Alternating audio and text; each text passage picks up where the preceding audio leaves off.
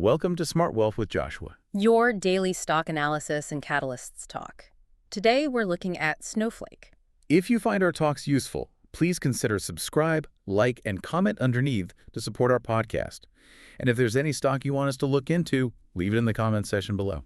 So let's get into the analysis. Okay, so let's just jump right in with the recent financial performance, because the last quarter for Snowflake was, well, it was one of those clean sweeps the street just loves to see. Oh, absolutely. The Q2 results were significantly better than anyone really predicted. Across the board, right? Completely. Revenue came in at $1.14 billion, which just sailed past the $1.09 billion consensus. And it's not just the top line. The efficiency was there too. Exactly. Earnings per share hit 35 cents, and that beat estimates by a full 8 cents.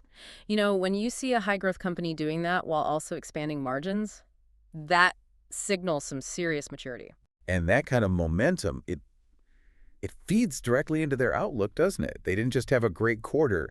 They're guiding for a strong Q3 as well. That's right. They're projecting product revenue to be somewhere between $1.125 billion and $1.130 billion. And to put that into perspective for everyone, that's what, 25 to 26% year-over-year growth? Yep, in that range.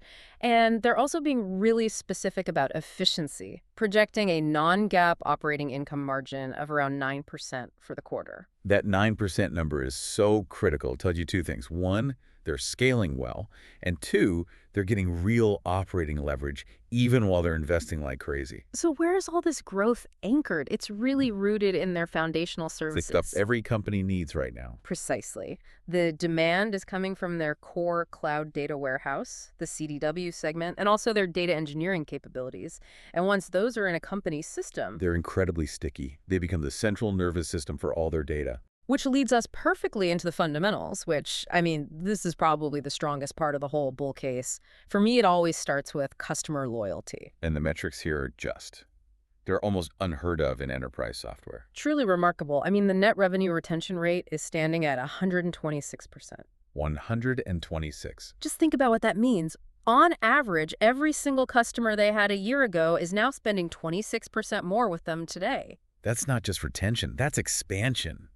Customers are finding new ways to use the service, more data, more users. Or more of their advanced AI tools. It's a massive testament to the value. But the metric that really paints the picture for the future, for me, is the RPO, the remaining performance obligations. It jumped an incredible 33% year over year, hitting $6.9 billion. That RPO number is basically their war chest, right? Yeah. It's a contracted future revenue. It is. It's guaranteed money that's already booked. And a 33% jump in that. Well, that's a powerful counter-argument to any short-term fears. It gives management a very clear runway. And that runway, that translates directly into cash for investment. And this is where the free cash flow story is just so compelling. It's really unusual for a growth company to be this confident about cash generation. Yeah, they're projecting a massive 25% free cash flow margin for the full fiscal year 2026. So if you do the math on that, we're looking at FCF of around $1.126 billion for the year. Which is about 22% growth over last year. And that FCF is the strategic advantage. It means they can fund this massive push into AI without having to go back to the markets for more capital. They can out-invest competitors with their own money. Exactly. And that brings us to the next big piece of the story. The AI catalyst. This is what it's all about now. It is. Snowflake is trying to position itself as the essential platform for enterprise AI, not just a database. Right. They're moving way beyond storage. They've launched these agentic AI tools like Snowflake Intelligence and Cortex AI eSchool. We should probably break that down a bit. What does agentic AI even mean for a normal business user? It's really about democratization. It's like having an AI assistant that can automate complex jobs and answer questions using just plain English. So you don't need a PhD in machine learning to actually use AI effectively.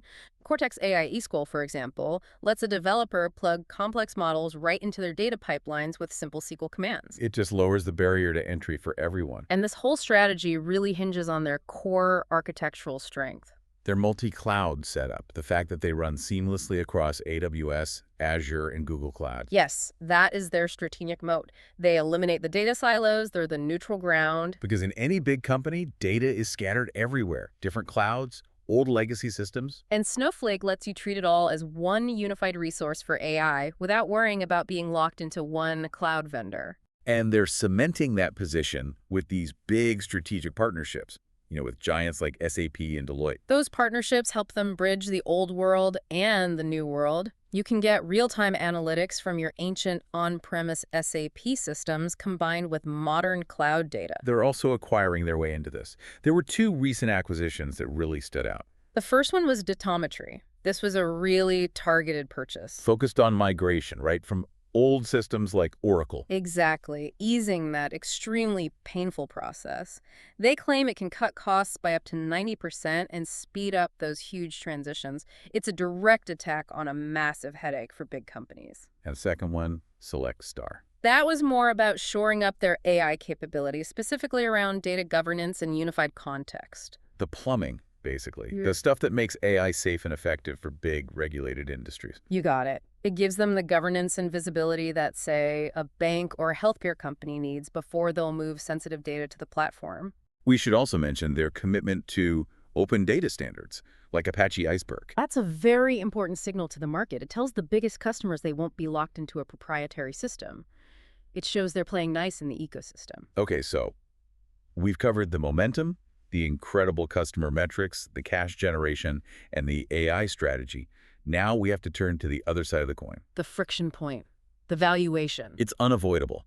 The stock is trading at a forward PE ratio of around 200. 201, yeah, it's a staggering number. It means the market is pricing in, what, near perfect execution for the next decade? Basically, and any stumble, any delay in profitability could lead to a massive correction, and that valuation is a world away from their actual accounting profitability. Right, because while they have positive non-GAAP operating income, they reported a GAAP operating loss of, what was it?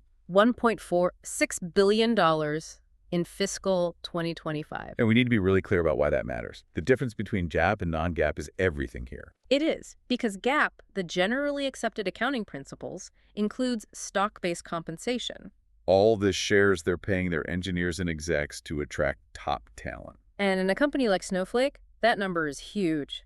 It might be a non-cash expense, but it's real dilution for shareholders. That $1.46 billion loss is the real cost of doing business and driving that growth. And that's the core dilemma. To get that 27% growth, they have to spend a fortune on talent, which creates the GAAP loss. But the market requires the kind of profitability that a 200 PE implies. It's a real tightrope. Which leads us right into the competitive landscape, where the pressure is really ramping up. The main rival everyone talks about is Databricks. Now, Snowflake is bigger in terms of revenue run rate. For now, about $3.6 billion versus Databricks' $2.6 billion. But Databricks is growing so much faster. What's the number? 57%. 57% year-over-year growth compared to Snowflake's 27%. That growth gap is huge. If that keeps up, Databricks could actually surpass them in revenue run rate in, early 2026. It's possible. And it's not just about size. It's about who is perceived to be leading the AI revolution. And Databricks is seen as being better positioned there because of its history with machine learning and unstructured data. Right, the messy data that these large language models love. Snowflake has had to pivot their roadmap pretty aggressively to compete there. And the private market is rewarding that perception. Databricks fetches a higher valuation multiple, doesn't it? It does, around 16.2 times next 12-month revenue versus Snowflake's 12.4. The market is paying a premium for that growth. And the competitive threats don't stop there. You have the elephants in the room. The hyperscalers, AWS, Microsoft, Google. They're in a perpetual war with anyone operating in their ecosystems. They're bundling more and more aggressive AI and data offerings right into their core cloud platforms. And that bundling power is immense. If Microsoft Azure can offer its own tools for almost free or cut data transfer costs, it puts huge price pressure on a standalone platform like Snowflake. It's a constant structural headwind they have to fight against. Okay, so that brings us to a really fascinating question. Who is actually buying and selling this stock right now? Because we're seeing two completely different signals. Let's start with the bull case. Institutional confidence is through the roof. It is. Big institutions and hedge funds own a staggering 65.1% of the stock. And they're actively adding to their positions. Norges Bank, for instance, just bought over 4 million shares. A transaction worth almost $945 million. And Jennison Associates also upped their stake to over 8 million shares. This signals real long-term conviction. But now contrast that with what the insiders are doing, the people who know the company best. It's a different story. Over the last 6 months, our data shows there have been 242 sales by insiders. And how many purchases? Wow, 242 sales, 0 buys.